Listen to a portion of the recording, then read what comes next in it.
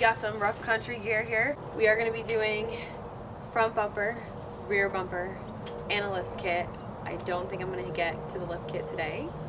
It's already almost 7:30. But we are definitely doing at least the front bumper.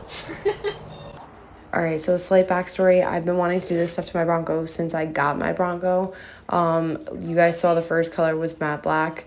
Now we're getting into this retro style, so I kind of want to do all new parts everywhere. It's just going to take me a long time because I still do work full-time and I still want to get this done and I still want to be there for my family. So we're going to do one piece at a time. So basically this bumper was really easy to take off. It was a factory bumper. You remove a few of plastic fasteners around the plastic pieces and then you just yank off those and you are exposing some sockets. Oh my god, no, I'm missing my 15 mil. Really? I used a 15 millimeter socket and just attached it to my impact and pulled them out to the point where I could hand loosen them. They are decently long bolts, so that way the bumper doesn't completely just flop down as I remove and loosen them. It did tilt a little bit, but I was able to just get it off.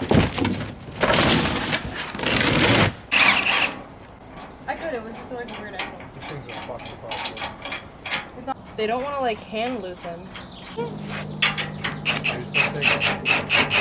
What is it still? Oh.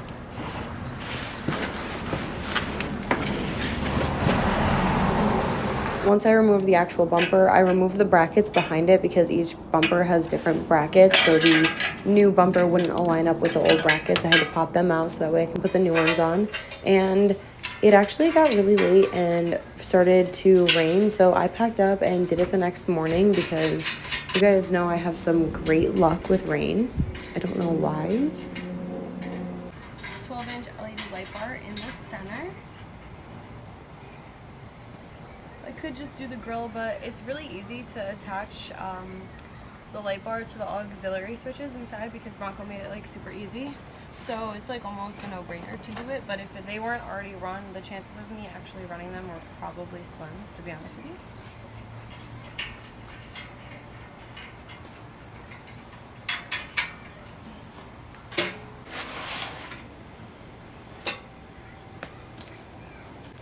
So these are the wrenches. Extra capacity adjustable wrenches with the measurements on the side. It has a 6-inch, an 8-inch, and a 10-inch. This is what they look like for reference. These are really nice.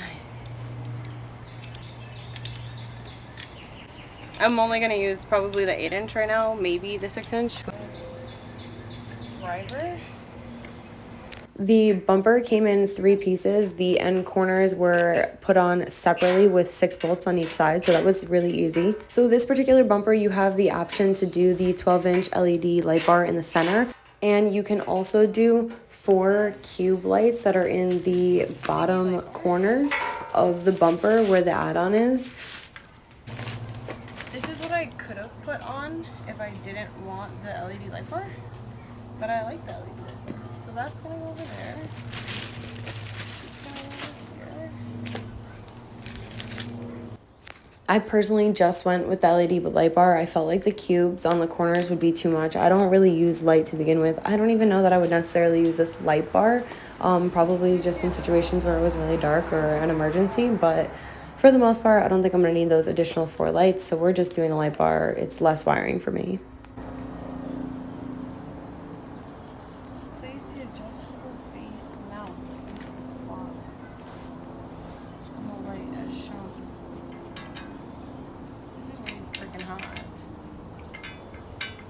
There was also a heat advisory this day in New York, which was like the best time, I guess, to do my bumper. I was literally sweating my ass off. I took like 2 water breaks. This was ridiculous. Okay, so put it in.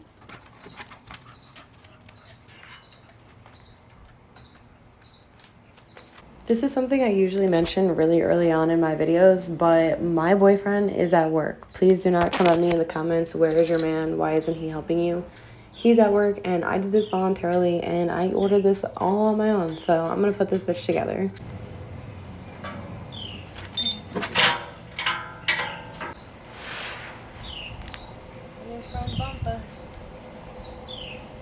It was about a 30-minute setup time with the LED light bar, and it was pretty easy. The only thing that was different between this bumper and the last bumper is that the brackets went on the inside of the vehicle on the last bumper, and this, they go on the inside of the bumper, and there's these little plastic tabs that hold the screw bolts in place, and then I have to nut from the inside, which is a little bit difficult, I will admit, but I think the bumper came out nice in total. So I also made it a point to hook up my wire before installing the bumper. That way I didn't have any issues moving forward. But I definitely wasn't prepared for the issue I was about to hit next. Probably just because I wasn't paying attention. But I'm slightly annoyed because I lifted this bumper up and this happened.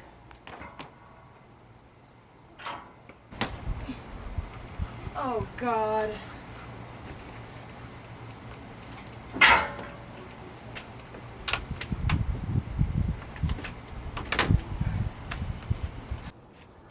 So I lifted this entire bumper up, placed it, got ready to bolt it in, just to realize that I cannot have a front license plate with this bumper, which is going to be a whole separate issue in New York State, but we're not going to worry about that now. We're just going to try to get this bumper back on. So I removed it, got it back on. Now bolting it in place was very difficult. My hands did not fit in the places properly, so you might see some weird positions, but I had to do it.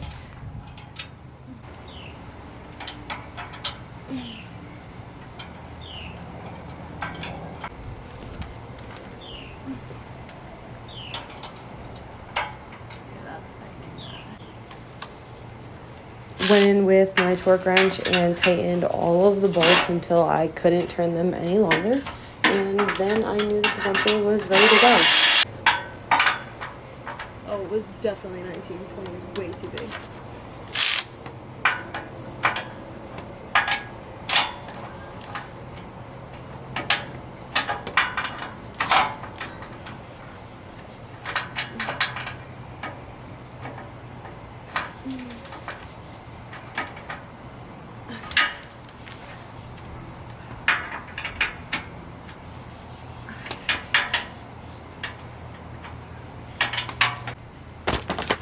We are done. Now I have to just hook this up. I'm gonna hook this to the ground, and then I'm going to hook the red one to this auxiliary cord right here. This one, which goes to, I believe, aux 2, I think.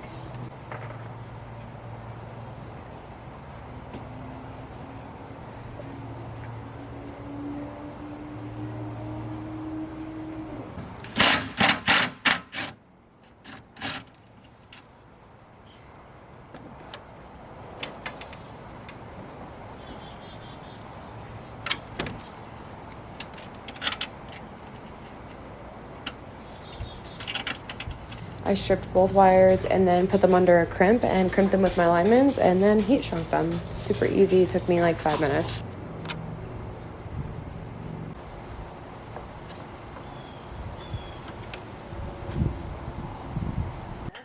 Then this is me just pulling up any additional slack from the wiring that was in the light, bringing it all the way up into my hood so that way I can zip tie it. I ended up with a lot of extra wire because, like I said, Ford has already pre-run a lot of the circuits, so I didn't have to run it to the front. I ran it right in front of me, and I just had a lot of extra cord.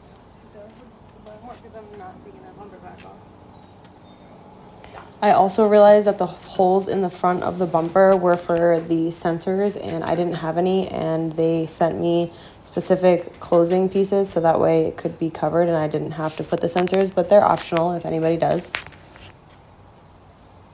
So the other thing that I didn't realize is that there are a bunch of, so these go into the actual auxiliary box in the front. So fuck, I forgot what color I wanted. God damn it. I think I want to plug into aux 1, aux 2, green brown. It's a 15 amp breaker in there. Green and brown. So this is her. I have one more crimp and one more heat shrink.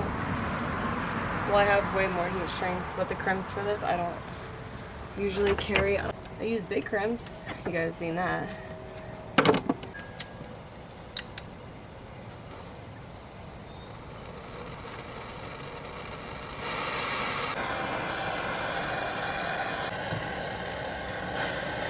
And here is the reveal.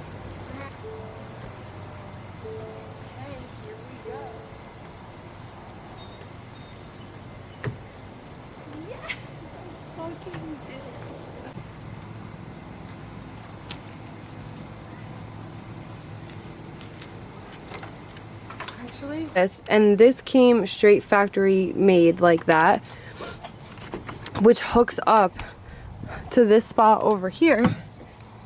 And these are the leads for the front. So like I still have this one, and that one's the one that I just hooked up to here. And then I still have 4 more, and these go under up here. So like they're already pre-wired in. I didn't have to take any of this apart, but this is aux 2, which is on right now.